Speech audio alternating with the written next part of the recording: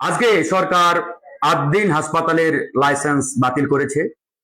এটি নিয়ে ইতিমধ্যে ব্যাপক আলোচনা, সমালোচনা এবং প্রশ্নের জন্ম দিয়েছে।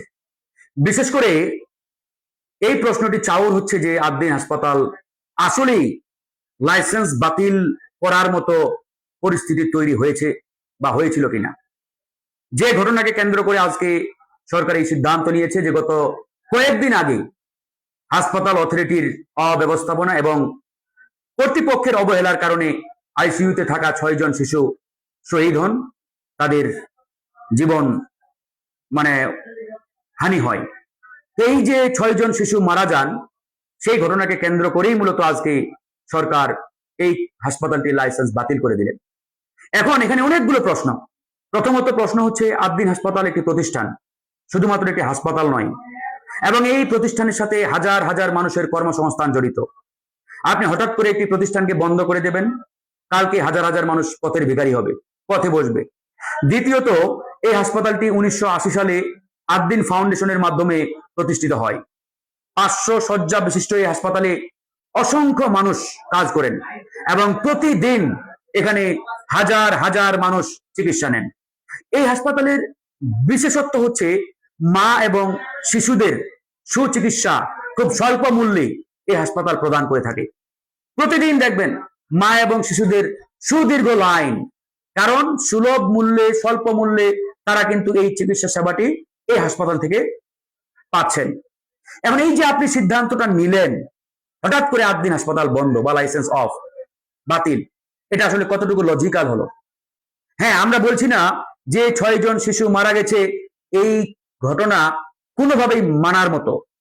এই ঘটনার বিচার অবশ্যই হতে হবে, অবশ্যই শাস্তিযোগ্য অপরাধ করেছে তারা, কিন্তু তার বিচার আপনারা এমন ফর্মুলার মধ্য দিয়ে, এমন তরিকা অবলম্বন করে করলেন, যার কারণে এই হাসপাতালের সাথে সংশ্লিষ্ট জড়িত আরো হাজার হাজার মানুষের ধরেন যেখানে ইনজাস্টিসের শিকার তারা হচ্ছেন। ধরেন এই হাসপাতাল আপনি কখন বন্ধ করতে পারতেন?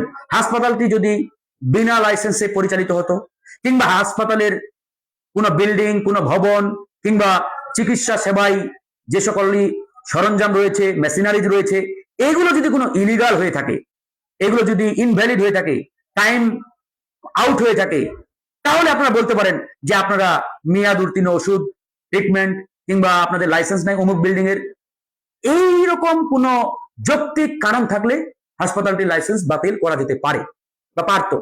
কিন্তু আপনারা যে ঘটনাকে কেন্দ্র করে এটি করলেন, এটি মোটেই যুক্তিযুক্ত হয়েছে বলে আমি মনে করি না।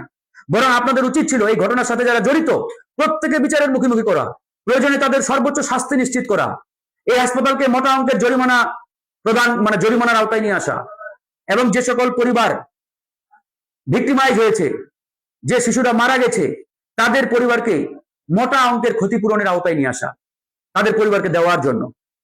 হ্যাঁ, যাদের সন্তান চলে গেছে তারা কোনোদিন সন্তান ফিরে পাবে না, এটা আমরাও বিশ্বাস করি, মানি, স্বীকার করি। এটা কোনোভাবেই মানার মতো না এই ঘটনা, যে ৬ জন শিশু জীবন দিয়েছেন এই হাসপাতাল কর্তৃপক্ষের অবহেলার কারণে।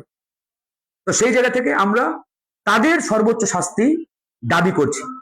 কিন্তু আপনারা এই হাসপাতালটি বন্ধ করে আমি মনে করি না যে একটা ভালো কাজ করেছেন। হ্যাঁ, এটার পক্ষে বিপক্ষে অনেকেই অনেক মত দেবে, কিন্তু আপনাকে গভীরভাবে চিন্তা করতে হবে। আমরা মনে করি এই হাসপাতাল বাতিলের যে সিদ্ধান্ত